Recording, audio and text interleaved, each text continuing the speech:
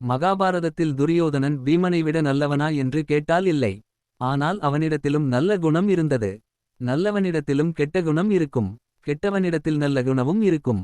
ஒருநாள் கர்ணனும் துரியோதனனின் மனைவி பானுமதியும் சதுரங்கமாட. உள்ளே வந்த துரியோதனன் தன் நண்பனை தவறாக நினைக்கவில்லை.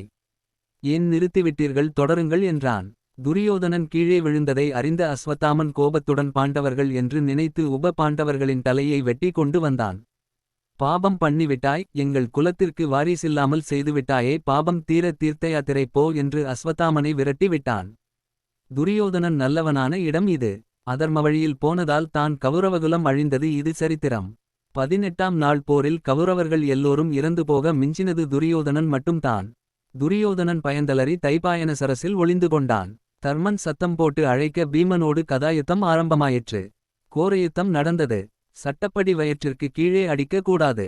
கண்ணன் தன் தொடையில் அடித்து சைகை காட்ட பீமன் துரியோதனனை அடித்து போட்டுவிட்டான்.